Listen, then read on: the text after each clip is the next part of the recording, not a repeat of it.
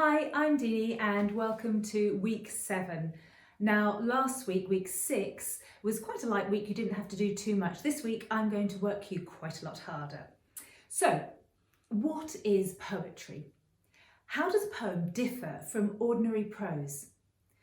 Poems with rhyming lines and obvious rhythm are quite easy to recognise as poetry, but words can still be a poem without these elements.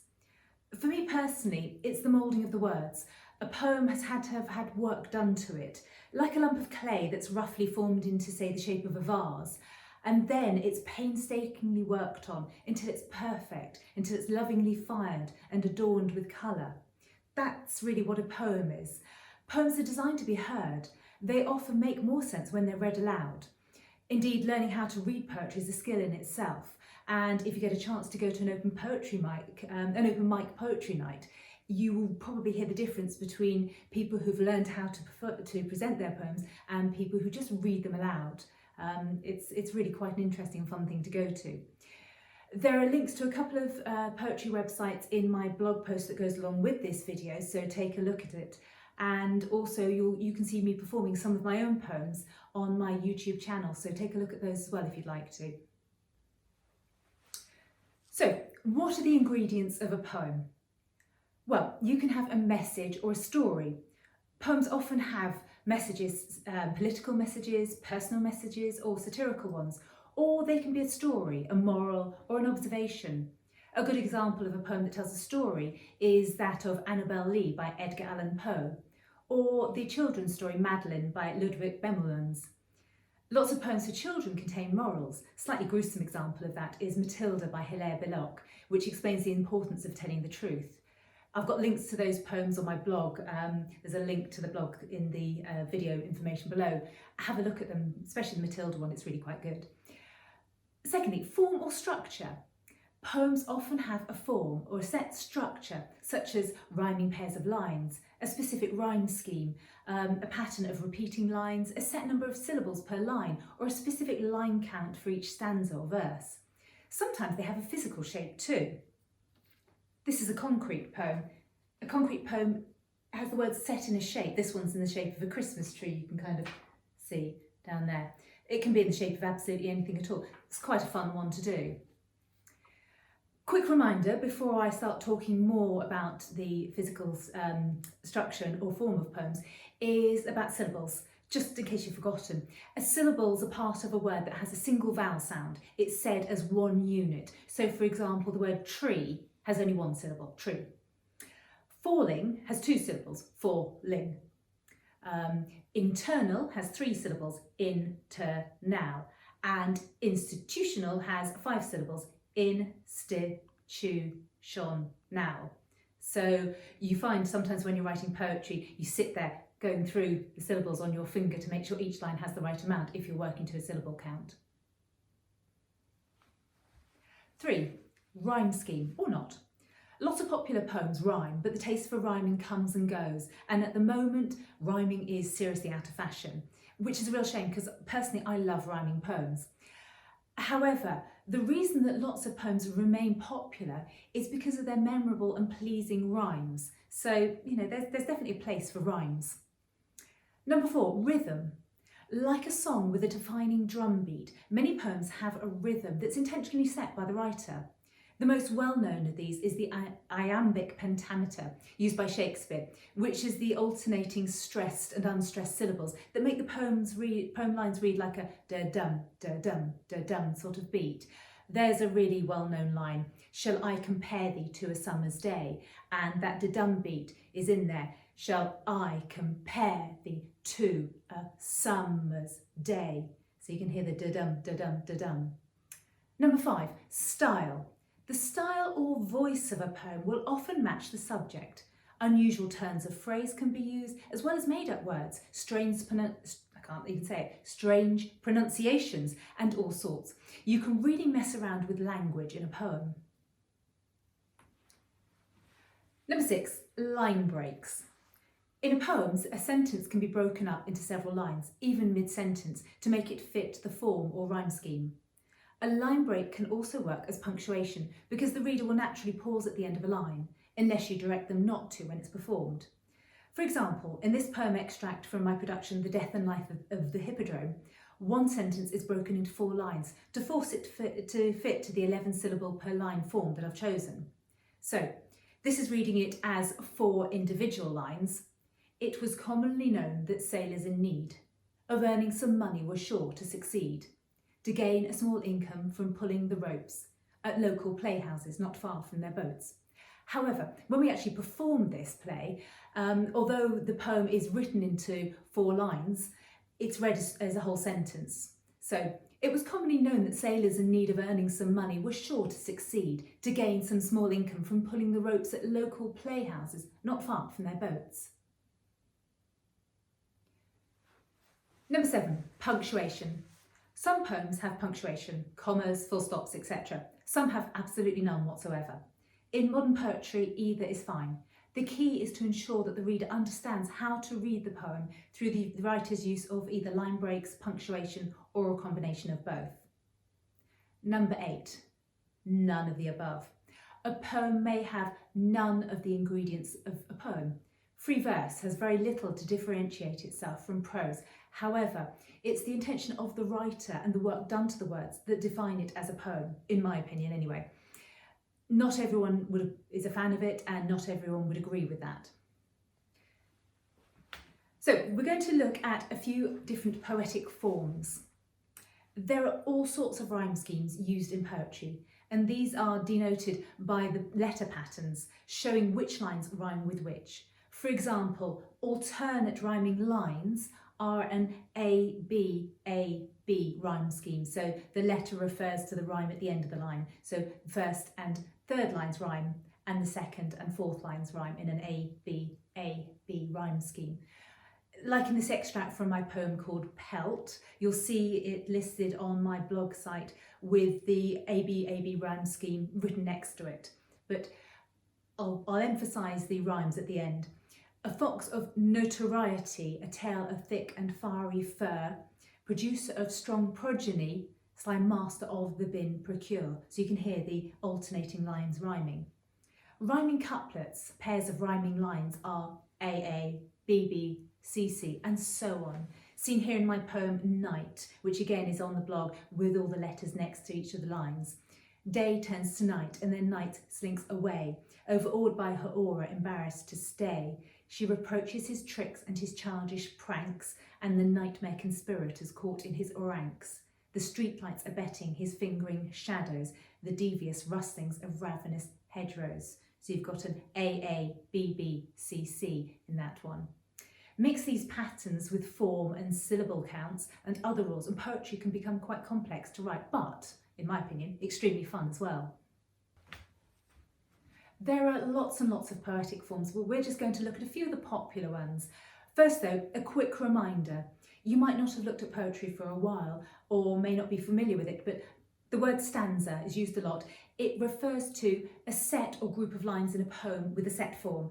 It's pretty much like a verse, but a verse refers to a group of lines within a poem without a set form. So I'll be using the word stanza. It's sets of lines, really. Okay, first form is an acrostic poem. This is really, really popular with children to write because there's only really one rule, and that is that you read the first letter of each line in the poem going downwards. It will spell out a word or message.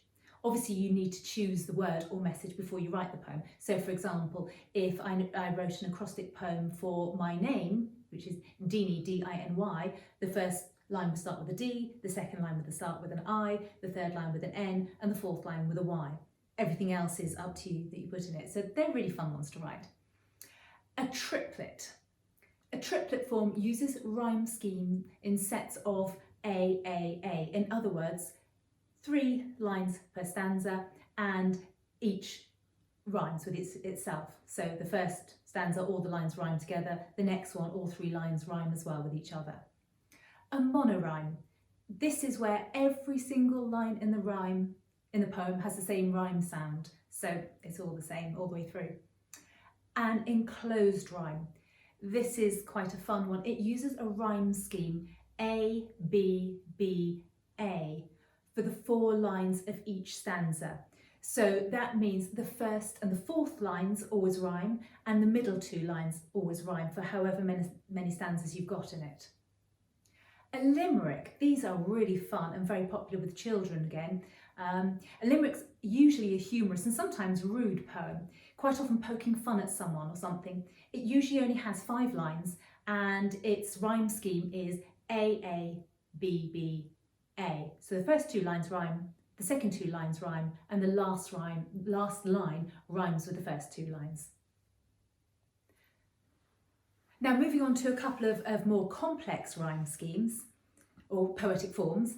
The Terza rima. It uses an unlimited number of stanzas, so as many of them, as many verses, if you like, as you want. Each one has 3 lines in it, and those are called tercets. And it has a rhyme pattern of A, B, A for the first one, B, C, B for the next one, C, D, C for the next one, and so on, which basically means that the first and last line of each 3-line stanza rhyme, the middle line then becomes the rhyme for the next stanza, and then so on and so on. Now, the last stanza in there is usually just a single line or a rhyming couplet and taking the middle line rhyme from the previous stanza. This is all written down in my blog post if it sounds a little bit complicated, and there are examples of them in there as well. So, right, the next one is a Villanelle, which I think has a fabulous name. It's a 19-line poem consisting of 5 tercets, stanzas of 3 lines each, and a final quatrain, which is a 4-line stanza. It uses a rhyme scheme of A, B, A, but it has a number of repeating lines, and this is where it gets interesting. Line 1, the first line, is repeated at line 6, 12 and 18, and line 3, my apologies, is also repeated at lines 9, 15 and 19. So although it sounds very, very complicated, there are 2 lines that are repeated 4 times each, and that's 8 lines dealt with, and then there are only another 11 unique lines, 1 in the first stanza and then 2 in each of the subsequent stanzas for you to write. A good example of this poem is Do Not Go Gentle Into That Good Night by Dylan Thomas, which you can easily find if you search for it online. A particularly nice form of poetry to write is the haiku.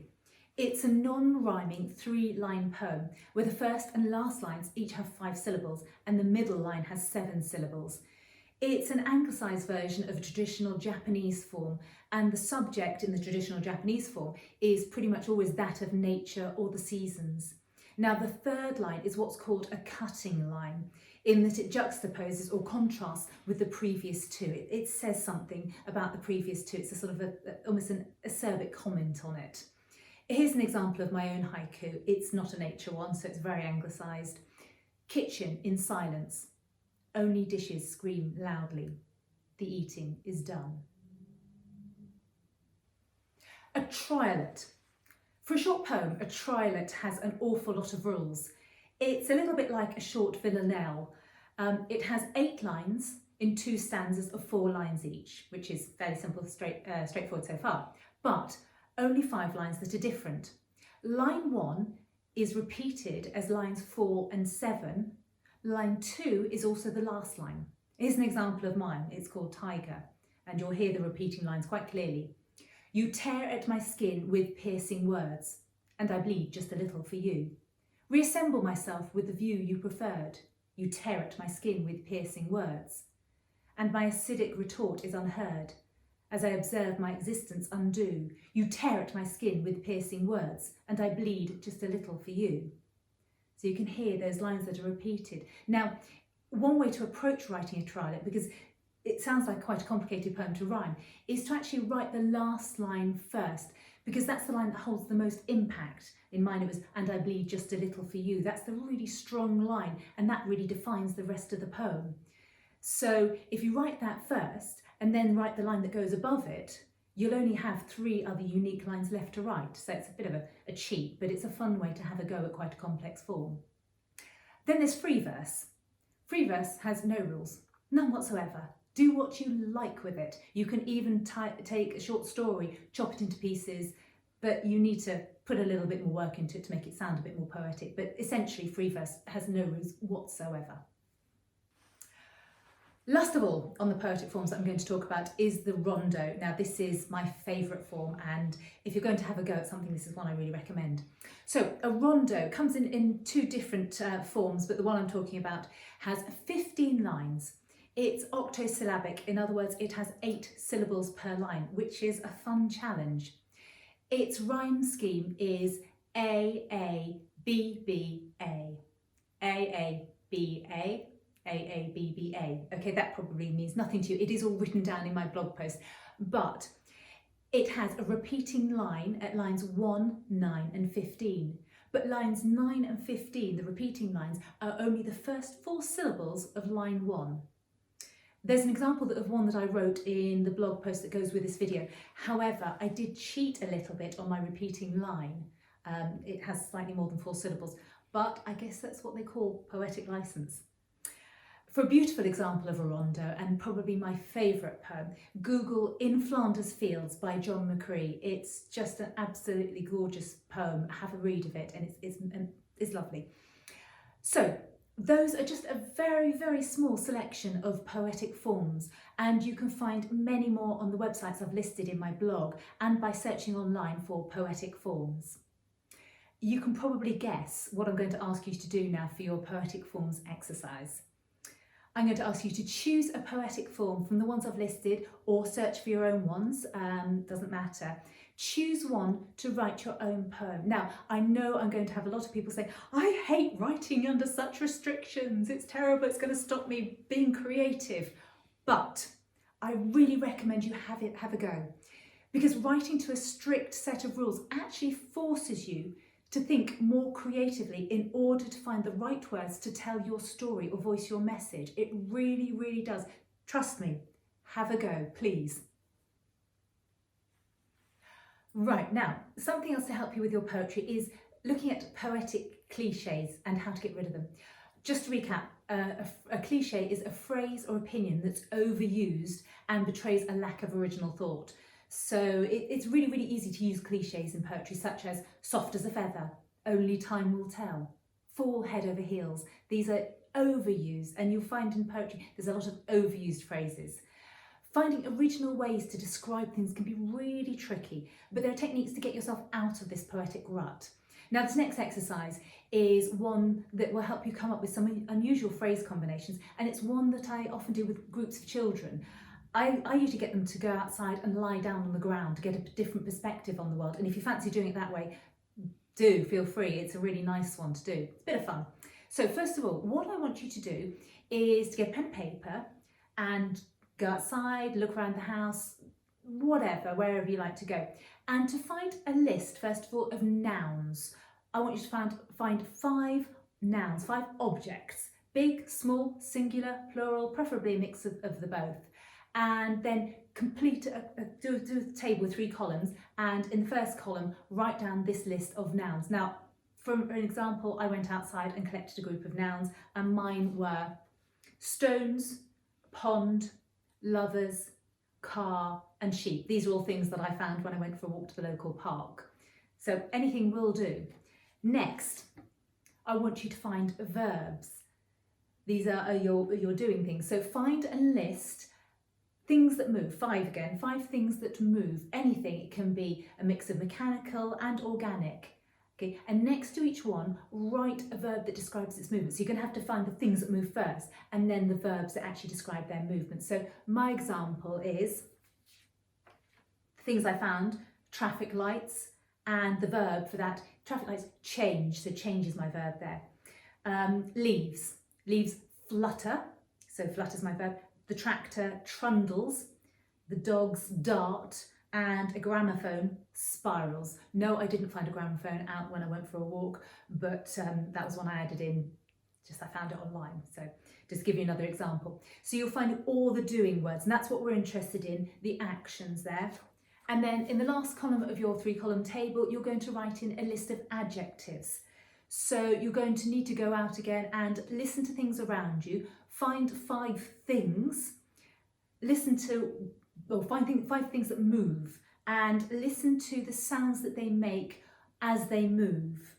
The ones I've got are, there's a bird that sings mournfully, the aeroplane flies noiselessly, the trees bend angrily, church bells ring ominously, and the bee buzzes industriously.